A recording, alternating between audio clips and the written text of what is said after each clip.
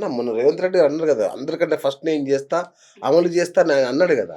నేనేమంటున్నా, మీ స్టూడియో సాక్షిగా చెప్తున్నా. హ్మ్. రేవంత్ రెడ్డి గారు చేసినా మళ్ళీ కొట్టివేయబడతది. ఓకే. కొట్టివేయబడతది. ఎందుకు? నీకు సెంట్రల్‌కుంది అధికారం, స్టేట్‌కి లేదు. కానీ రేవంత్ రెడ్డి గారి దగ్గర ఇంకొక అధికారం ఉంది. ఏంది? నిజంగానే మాలలని, మాదిగలని, మాదిగ మాల ఉపకులాలన్నిటిని కూడా ఒక కమిటీ వేసి, ఈరోజు ఏసినట్టుగా కమిటీ వేసి, దాంట్లో నిజంగా ఎవరు విద్యకు, హక్కులకు దూరంగా ఉన్నారో, ఓకే. ఆల్రెడీ మల్టీ రిజర్వేషన్ పొందిన వాళ్ళందరిని కూడా లాస్ట్‌లో పెట్టి, హ్మ్. అసలు రిజర్వేషనే పొందని మాదిగలని, మాదిగ మాల ఉపకులాలని ముందర పెట్టి, ఏబీసీడీ వర్గీకరణ ఎట్లా చేస్తావన్నా? 57 ఉపకులాలు, ఇవి 2 మెజారిటీ కులాలు. ఎన్ని మొత్తం 59 కులాలకు ఏబీసీడీ వర్గీకరణ ఎట్లా చేస్తావు? హ్మ్. ఏ టు జెడ్ చేయాలి నువ్వు. మాలలలో రిజర్వేషన్ పొందిన వాళ్ళని వెనకబడి, మాదిగలలో రిజర్వేషన్ మల్టీగా అనుభవించిన వాళ్ళని వెనకబడి, ఈ మాల మాదిగ ఐఏఎస్, ఐపీఎస్ ఆఫీసర్ల వల్ల మా జాతులకు ఎలాంటి లాభం లేదన్న వాళ్ళంతా ద్రోహులు, దొంగలు, ఈ జాతుల యొక్క కష్టాన్ని, రక్తాన్ని దోచుకున్నటువంటి రాక్షసులు వాళ్ళు. హ్మ్. మీరు చూడండి, వెనకకు తిరిగి చూస్తే ఏ ఒక్క ఐఏఎస్ ఆఫీసర్ కూడా వాడి వ్యక్తిగత ఎదుగుదల కోసం, వాని పిల్లం కోసం, వాని పిల్లల కోసం, వాళ్ళ అల్లుల కోసం, వాళ్ళ కోడళ్ళ కోసం, వాళ్ళ కొడుకుల కోసం చేసినాడు తప్ప, అంబేద్కర్ గారు ఏమంటారంటే, ఒకసారి ల్యాడర్ వేసుకుని నువ్వు పైకెక్కిన తర్వాత, ఈ విశ్వాన్ని చూసిన తర్వాత, ఆ ల్యాడర్ కింది వాడికి ఇరా అన్నాడు. హ్మ్. ఈ ఈ పొరపాటు మాలలు మాదిగలు ఇద్దరు చేసిరన్న. ఇక్కడ అందరూ కేవలం చేస్తున్నారులే. కృష్ణన్న మాలల మీద నింద వేయడం తప్పు. ఇంకో విషయం, ఇంతకుముందు మీకు మాట్లాడుతూ ఒక మాట చెప్పినానా, కృష్ణన్నకి ఎందుకు ఇష్టం లేదని చెప్పంటే, ఆ! నీకు సలహాలు, సూచనలు ఆగస్టు 1వ తారీఖు నాడు ఇచ్చిండ్రు. నువ్వు ప్రెస్ మీట్ పెట్టినావు. మందకృష్ణ గారికి, చంద్రబాబు నాయుడు గారికి, గౌరవ ఉప ముఖ్యమంత్రి పవన్ కళ్యాణ్ గారికి నువ్వు కృతజ్ఞతలు చెప్పినావు. It's good thing. నీకోసం వాళ్ళు చేసిరు కాబట్టి. దెన్ మాలలు 70 సంవత్సరాల నుంచి దోసుకున్నారు. మాలలు మనువాదులు, మాలలు దుర్మార్గులు. అంటే మాలలు నువ్వు మాలాంటి పిల్లలకు న్యాయం చెప్పాల్సినవి, బుద్ధులు చెప్పాల్సినవి, నువ్వు ఒక కులాన్ని టార్గెట్ చేస్తున్నావు అంటే దాని అర్థమైంది. హ్మ్. అయిపోయింది. అయినా ఏ మాలలు బయటకు రాలే. తర్వాత అన్న వాళ్ళు సంబరాలు చేసుకున్నారు. 30 సంవత్సరాల చారిత్రాత్మకమైన పోరాటం ఈరోజు మాకు ఒక సత్ఫలితాన్ని ఇచ్చిందని చెప్పేసి. యెస్, మా జాతిలో నువ్వు ఒక్కడివి. నువ్వు విజయం సాధించడం మా విజయం కూడా, మేము తప్పనుకో. ఎందుకంటే యాజ్ అంబేద్కర్ రైట్గా, బాబాసాహెబ్ అంబేద్కర్ గారిని చదివిన వ్యక్తిగా నేను ఒక కులం మీద దేశాన్ని నింపుకుంటే నాకంటే మూర్ఖుడు ఎవడు ఉండడు. చేసినాం. తర్వాత ఏం చేసినావు నువ్వు? మళ్ళీ ప్రెస్ మీట్ పెట్టి మాలలు మౌనం విడాలి, మాలలు దీని మీద ఎందుకు మాట్లాడతలేరు అంటే ఏందన్నట్టు ఇది? ఇది అయిపోతే మళ్ళీ నీ దుకాణం బంద్ అవుతుందని భయమా? నువ్వు మాలల్ని ఎందుకు రెచ్చగొట్టినావు మళ్ళా? ఇది పక్కన పెడితే నాలాంటోడు ఎందుకు రావాల్సి వచ్చిందంటే, ఆయన ఒక మాట అన్నాడు. ప్రొఫెసర్ కాసిం గారు ఒక అద్భుతమైనటువంటి ఉపాధ్యాయ వృత్తిలో ఉండి, మహత్తరమైనటువంటి ఒక మహామేధావి డాక్టర్ బాబాసాహెబ్ అంబేద్కర్ని మాలలకు అంకితం చేస్తూ, ఒక రాజకీయవేత్త అయిన బాబు జగ్జీవన్ రావుని మాదిగలకు అంకితం చేస్తాడు. ఒక ఇంటర్వ్యూలో ఏమంటాడంటే, అంబేద్కర్ మాలల నాయకుడు, బాబు జగ్జీవన్ రావు మాదిగల నాయకుడు అని. హ్మ్. ఒక కమ్యూనిస్టు భావజాలం ఉన్నటువంటి వ్యక్తికి కులం గురించి అవసరం లేదు. ఆయన వర్గ పోరాటం చేసే వ్యక్తి. అవును. అంతకు దిగజారి. అంటే ఇది ఏమన్నట్టు? మీరు రాబోయే భావి తరాలు కొట్టుకొని సావాలని చెప్పేసి ఈ డివైడ్ అండ్ రూల్స్ పెడుతున్నారు. అప్పుడు రెంజల రాజేష్ లాంటోడు రావాల్సి వచ్చింది. కృష్ణన్న మన కాసిం అన్న ఈ మాట మాట్లాడిన తర్వాత ఇమీడియట్లీ నెక్స్ట్ ప్రెస్ మీట్ పెట్టి మందకృష్ణ ఏమంటాడంటే, అంబేద్కర్కు కూడా కులపిచ్చింది పోయి నన్నెందుకు కులపిచ్చి అంటారు? ఆయన మహర్ల సమ్మేళనం పెట్టలేడా అన్నాడు. అని అక్కడికి ఆపేసిండు. ఆయన మహర్ల సమ్మేళనం పెట్టిండు, చమార్ల సమ్మేళనం పెట్టిండు, మాంగుల సమ్మేళనం పెట్టిండు, మాతంగుల సమ్మేళనం పెట్టిండు. కానీ ఇక్కడ ఏమంటుండు? ఇప్పుడు నాలాంటోడు కాలికి బలపం కట్టుకొని, అయ్యా బాబాసాహెబ్ అంబేద్కర్ అనే మహానుభావుడు మాలమాదిగల కోసం రిజర్వేషన్ రాయలేదబ్బా, ఆర్టికల్ 341 మా కోసం రాస్తే మాకంటే ముందే బీసీలకు 52% రిజర్వేషన్ రాసిన మహానుభావుడు, ఈయనను కేవలం ఒక కుల చట్టంలో బంధిస్తున్నారని చెప్పి మేము బాధపడుతుంటే, అంటే దళిత చట్టంలో బంధిస్తున్నారని చెప్పి మేము బాధపడుతుంటే, మాకంటే పెద్దోడు 30 సంవత్సరాల ఉద్యమ చరిత్ర కలిగినటువంటి ఒక గొప్ప వ్యక్తి వచ్చి అంబేద్కర్ మాలోల నాయకుడు అని చెప్పి ప్రచారం చేస్తుండు. కాసిమన్న మాలోలకు అంకితం చేస్తుండు. ఇంతకంటే దుర్మార్గం ఏముంటుందన్న? దెన్ నేను పక్కకు వచ్చిన తర్వాత ఇక్కడ రాజ్యాంగాన్ని రక్షించాల్సిన అవసరం వచ్చింది. ఓకే. బీజేపీ చేసింది ఏముందంటే, కృష్ణన్న మెహర్బానీతో చేయించుకున్నాడు. Okay. It is not by the constitution. Article 341ని శాసించే శక్తి ఎవరికి లేదు. ఏంటి ఆర్టికల్ 341? ఆర్టికల్ 341 ఎస్సీ రిజర్వేషన్లు. ఎస్సీ రిజర్వేషన్లు ఉద్యోగాల కోసమో తిండి కోసమో కాదన్న, సమానత్వం కోసం. కరెక్ట్. సమానత్వం కోసం. మాలో ఇప్పటికీ కూడా ఎంత పెద్ద ఆఫీసర్లైనా ఏమైనా, ఒక ఎగ్జాంపుల్ చెప్తానన్న. బీహార్లో జరిగింది. ఒక తమిళనాడు ఐఏఎస్ ఆఫీసర్ దళితుడన్న. ఒక బీహార్ ఎంపీ ఒక ఇల్లిటరేచర్, అరే పలానా క్వారీ దగ్గర మాకు సంతకం పెట్టమంటే ఐఏఎస్ ఆఫీసర్ పెట్టాడు. పెట్టకపోతే ఏమంటాడంటే, తుమ్ హమారా పాస్ కూలీ కర్ రే హో, తుమ్ సోచ్ రहे हो कि हम बहुत पढ़ा लिखा आदमी है, तुम IAS ऑफिसर है तो क्या? పెడతావా పెట్టవా అని చెప్పేసి చెప్పుకోటి కొట్టిండు ఐఏఎస్ ఆఫీసర్ని. బా. ఒక ఇల్లిటరేచర్ అనే ఎంపీ ఆయన వెళ్ళి భారతదేశంలో ఒక ప్రతిష్టాత్మకమైన క్లాస్ 1 ఆఫీసర్ పోయి సుప్రీంకోర్టులో అర్జీ పెట్టుకున్నాడు, అయ్యా నేను ఒక ఎస్సీ అని చెప్పి నన్ను కొడుతురు అని చెప్పి. ఈడపోయిందన్న కులం. ఆ సమానత్వం కోసమే ఆర్టికల్ 341 ఉంది. ఆ విషయాన్ని మర్చిపోయి మా కృష్ణన్న ఇలా వర్గీకరణ చేయమంటున్నానా. నరేంద్ర మోడీ గారు మహారాష్ట్ర ఎలక్షన్లలో ఏమన్నారన్నా, మనం విడిపోతే ఓడిపోతామన్నాడు ఓబీసీలని, అదర్ బ్యాక్వర్డ్ క్యాస్ట్ వాళ్ళని ఏమంటుండు, మనం విడిపోతే ఓడిపోతాం, మనం కలిసి ఉండాలంటాడు. మరి మా ఎస్సీలు ఎందుకు విడగొడుతున్నా? ఈ వర్గీకరణ ఉద్యమం ఎప్పుడు మొదలైందో తెలుసా అన్న?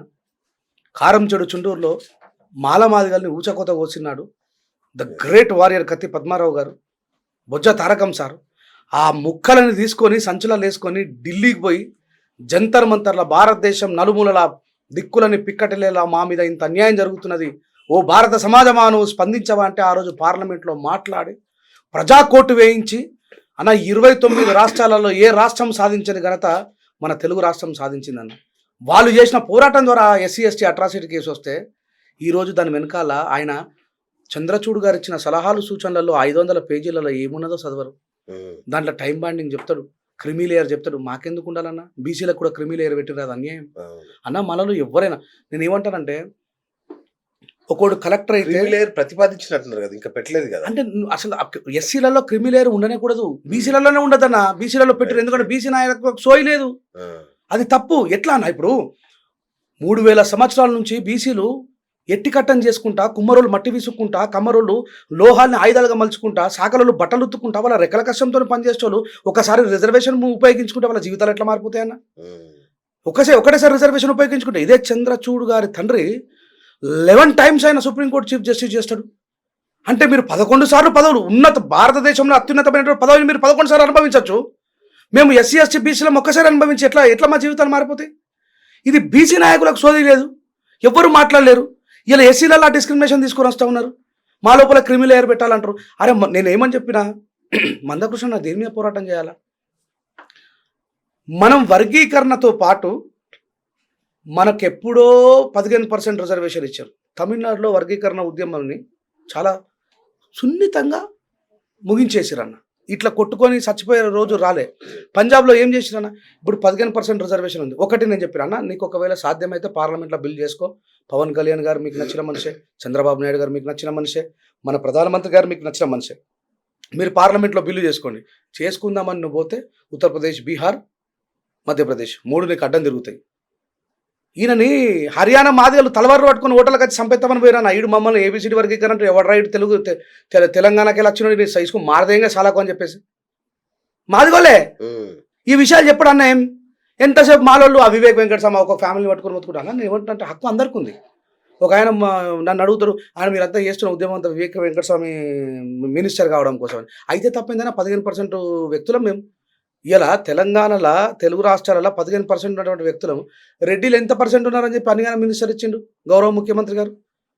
నేను ఏమంటున్నా, మన మాలోళ్ళకి మాదిగోళ్ళకి అయితే 15% ఓటర్లం కదా, we have that right. Ambedkar garu రాజ్యాంగం రాసినప్పుడు ఒక గొప్ప మాట చెప్తారు, we are not beggars of this country, we are share holders of this country అంటాడు. మనం ఈ దేశంలో భాగస్వామ్యం బిడ్డ, అడుక్కునేటోళ్ళం కామని. నువ్వు చేస్తున్న ఉద్యమం ఏంది? అడుక్కునే ఉద్యమమా, సాధించే ఉద్యమమా? లేదు కదా. నువ్వేమో ఒకవైపు మనకు మధ్యలోనే ప్రతిపాదనలు తీసుకుని వస్తున్నావు, మన లోపలనే అంతర్యుద్ధాలను స్టార్ట్ చేస్తూ ఉన్నావు. నేనేమని చెప్పినా, మాలలం మాదిగలం మీ బలాలు చూపించుకున్నాం కదా. మాదిగ మీటింగ్ నువ్వు పెట్టినావు, మాల మీటింగ్ మేము పెట్టినాం కదా. ఇద్దరం కలిసి మీటింగ్ పెడదాం. రేవంత్ రెడ్డి గారు వెళ్తాం, రేవంత్ రెడ్డి గారు 15% ఉన్న మా రిజర్వేషన్ 20 చేయి. ఎందుకు చేయడు? గిట్ల ముగింపు చేసుకుందామంటే లేదు. మీరు అధ్యాతు, మీరు సైకోలు, మీరు దుర్మార్గులు, మీరు దొంగలు, మీరు ద్రోహులు. మరి ఎస్సీ ఎస్టీ అట్రాసిటీ కేసు చట్టం ఎవరు తీసుకొచ్చిండు? మాలోడు పోరాటం చేయకపోతే వచ్చినా? ఇప్పుడు నిజమే, మాలోడు అందరికంటే ముందు చదువుకున్నాడు, మాలోడు అందరికంటే ముందు వ్యాపారాలు చేసిండు, మాలోడు అంబేద్కర్ గారు ఇచ్చిన రిజర్వేషన్ అందరికంటే ముందే అనుభవించిండు. మరి త్యాగాలు వాడే చేసిండు, పోరాటాలు వాడే చేసిండు కదా. మరి ఆ చరిత్ర కూడా చెప్పాలి కదా. నువ్వు రాబోయే జనరేషన్కి ఏం చెప్తున్నావు? మాదిగలు మొత్తం సర్వనాశనం కావడానికి కారణం మాలలు అంటున్నావు అన్న. ఒక మాట చెప్తానే, రేపు పొద్దున ఆయన అనుకున్నట్టు ఏబిసిడి వర్గీకరణ జరిగిందన్న. 1,00,000 మంది మాదిగలు ఉన్నారు ఒక గ్రూప్లో, 1,00,000 మంది మాదిగలు ఉన్నారు. రేవంత్ రెడ్డి గారు రేపు పొద్దున ఉస్మానియా యూనివర్సిటీ 2 ప్రొఫెసర్ ఉద్యోగాలు ఇచ్చిండన్న. పిహెచ్డీ చేసిన వాళ్ళకి మాత్రమే ఎలిజిబుల్ ఉంటుంది. ఈ కింద ఉన్న వాళ్ళందరూ కూడా పీజీ చేసిన వాళ్ళు, డిగ్రీ చేసిన వాళ్ళు, ఇంటర్ చేసిన వాళ్ళు, 10th చేసిన వాళ్ళు ఉంటారు. ఈ 1,00,000 మందిలోకి వెళ్ళే ఎంతమందికి ఉద్యోగం వస్తుందన్న? పిహెచ్డీ చేసిన వాళ్ళకి మాత్రమే ఉద్యోగం వస్తుంది. ఇప్పుడు 99,998 మంది ఏందన్నట్టు? నాన్ ఎలిజిబులే కదా. అంతేగా. మరి ఇప్పుడు మాలలలో చదువుకున్నోడికి ఎలిజిబిలిటీ వచ్చింది తప్ప ఆ విషయాన్ని ఎందుకు చెప్పావు నువ్వు? అరే మన మాలలు చదువుకోవడం వల్ల వాడికి ఆ ఎలిజిబిలిటీ ఉన్నది, వాడు సాధించగలిగిండు. నువ్వేం చేయాలా? మాలల కంటే మాదిగలు ఎక్కువగా ఉన్నారు. ప్రభుత్వాల మీద ఒత్తిడి తీసుకొని వచ్చి మాదిగల యొక్క అభ్యున్నతి కోసం స్కీములు తయారు చేయాలి. ఇది మనం చేయాల్సింది.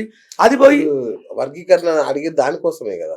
ఇప్పుడు వాళ్ళకు లిడ్ క్యాప్ ఉందన్న. ఇప్పుడు లెదర్ ఫ్యాక్టరీ కోసము వేలాది ఎకరాల భూమి ఇచ్చిండు చంద్రబాబు నాయుడు. నేను ఇప్పుడు అడగాల మందకృష్ణ ఎటువైంది ఆ భూమి అంతా? ఎవరికి నువ్వు రెంట్కి ఇచ్చినావు? నువ్వు ఎంతమంది మాదిగల జీవితాన్ని బాగు చేసినావు? ఎంతమందికి నువ్వు లెదర్ ఫ్యాక్టరీ ఇండస్ట్రీలో వాళ్ళని ఇన్వాల్వ్మెంట్ చేసినావు? మాదిగల రిజర్వేషనే కాకుండా చర్మకారుల కోసం ఒక ప్రత్యేకమైన స్కీమ్ ఉంది తెలుసు కదా. మరి ఎటువైనా ఆ కోట్లు ఎంతమంది మాదిగలకి ఇప్పించినావు? అంటే ఇట్లా ప్రశ్నించడం వల్ల ఏమవుతుందంటే మా లోపల మా అంతర్గత యుద్ధం జరుగుతుంది. ఆ యుద్ధం జరగద్దనే నేను ఇలా ఏం చేసిన, మాలలు మనువాదులు, మాలలు దొంగలు, మాలలు ద్రోహులు అంటే మాల నాయకులలో కూడా చాలా మందికి రాజ్యాంగం గురించి తెలియదు అన్న. ఈయనకు కౌంటర్గా నిర్మాణమైనటువంటి దుకాణాలు లేవు. ఇవి 2 దుకాణాలే. వాళ్ళ వల్ల మా జాతరకు ఎలాంటి లాభం లేదు. ఇటు మాలోళ్ళ వల్ల లాభం లేదు, ఈయన వల్ల కూడా లాభం లేదు. సరే ఈయన వల్ల కొద్దిగా లాభం జరిగింది. ఆయన పెట్టడం ఎంఆర్పిఎస్ నాయకుడు అయినప్పటికీ కూడా చాలా జనరల్ ఉద్యమాలు చేసిండు. రాజశేఖర రెడ్డి గారితో చాలా చేసిండు. మందకృష్ణ గారిని ఆ విషయంలో ఒప్పుకోవచ్చు. నేను దాన్ని ఒక గుర్తింపు గౌరవం తీసుకొచ్చింది ఆయనే. కానీ నువ్వు మాదిగగా నీ సమాజాన్ని ఎంత గొప్పగా ఎదిగిపిస్తావో మేము కూడా మీ సహచరం అనే విషయాన్ని మర్చిపోవద్దు. నువ్వు మమ్మల్ని విలన్ని చేయొద్దు. మాలలు ద్రోహులు, మాలలు దొంగలు అంటే మిగతా సభ్య సమాజం ఏమనుకుంటుంది? మాలో దోచుకొని ఐఏఎస్లు ఐపీఎస్ దొంగలు మొత్తం పోయి ఊర్లలోకి వెళ్ళి హైదరాబాద్కి వచ్చి విజయవాడకు వచ్చి ఎక్కడొక్కడ సెటిల్ అయ్యి మనకేం సంబంధం రాబాయి అని చెప్పి వాడు సపోర్ట్ చేస్తలే. అక్కడ బలవుతుందంత ఎవరు కలిసి ఉద్యమాలు చేసినా మేము తెల్లారి ముఖం చూసుకోకుండా అయిపోయినాం ఇవాళ. సో ఈ పరిస్థితి రావద్దని చెప్పేసి, ఒకటి నువ్వు పార్లమెంట్లో బిల్లు చెయ్యలేవు. మందకృష్ణ లాంటి 100 మంది వచ్చినా కాదు. ఎందుకు కాదు? అక్కడ మెజారిటీ మాదిగలు వ్యతిరేకిస్తారు కాబట్టి. But we have one solution. మనం రేవంత్ రెడ్డి గారి దగ్గర కూర్చొని మనం గట్టిగా మాలల మాదిగలం ఏకమై మన 15% రిజర్వేషన్ తమిళనాడు తర, పంజాబ్ తర 20 చేసుకుందాం. మన మాలలని 4% అంటున్నారు. ఇక్కడ ఒక పెద్ద ప్రమాదం ఉంది. అంటే అన్న 59 కులాలకు నాయకత్వం వహించాల్సిన బాధ్యత మాకుంది. యాజ్ అంబేద్కర్ రైట్గా ఆర్టికల్ 341 సేవ్ చేయాల్సినటువంటి బాధ్యత ఉంది. ఇక్కడ ఏమని చెప్తారు, 1971లో జరిగిన సెన్సెస్లో మాదిగలు 12 లక్షలు, మాలలు 10 లక్షలు. మళ్ళీ 2011లో లెక్కల మాదిగలు 34 లక్షలు, మాలలు 17 లక్షలు. ఇదేం లెక్క అన్న? 12 లక్షలు ఉన్న వ్యక్తులేమో 34 లక్షలు అవుతారా? 10 లక్షలు ఉన్న వాళ్ళు మాత్రం 17 లక్షలు అవుతారా? ఇక్కడ మాలలకు కూడా అన్యాయం జరగదు కదన్న. ఎవరికి జరగదు. మరి ఈ విషయాన్ని మాట్లాడతలేరు. నిన్నగాక మన విశారదన్న కూడా డైరెక్ట్ పోయి మెమోరాండం ఇచ్చిండు షమీం గారికి. మాదిగలకు 10% రిజర్వేషన్ ఏంటి, మాలలకు 4% ఏంటి ఒప్పుకోమన్నా. అది ఆర్టికల్ 341 ఒప్పుకోదన్న. మేము కాదు, రేవంత్ రెడ్డి గారు లాంటి వాళ్ళు 100 మంది సీఎంలు వచ్చినా ఏం చేయలేరు. మళ్ళీ చెప్తున్నా, మేమేం చేస్తాం, ఒకవేళ ఈ అన్యాయంగా చేస్తే మాత్రం ఏ జాతికి అన్యాయం జరగదు. నువ్వు నిన్న మొన్నటి దాకా నేను 57 కులాలకు 57 ఉపకులాలకు నాయకుడు అని చెప్పి మాట్లాడినావు. మరి వాళ్ళకి 1% ఎట్టు ఇస్తారన్న? ఇది ఎంత ద్రోహమే? 57 కులాలకు 1% ఇస్తారు. వాళ్ళు కదా నిజమైన రిజర్వేషన్ అర్హులు. ఇంకా పాపం ఒక ఊరు నుంచి ఇంకొక ఊరుకు బిచ్చమడకుండా తిరుగుతూ ఉన్నారు. వాళ్ళకు ఒక ఠికానా లేదు, ఒక ఆధార్ కార్డు లేదు, వాళ్ళకి సరైనటువంటి నివాసాలు లేవు, గృహాలు లేవు, వసతులు లేవు. వాళ్ళ కోసం కదా బాబాసాహెబ్ అంబేద్కర్ 4 పిల్లల్ని త్యాగం చేసింది. మనలో గట్టిగా మాట్లాడితే మాల మధులకు రిజర్వేషన్ అవసరం లేదు.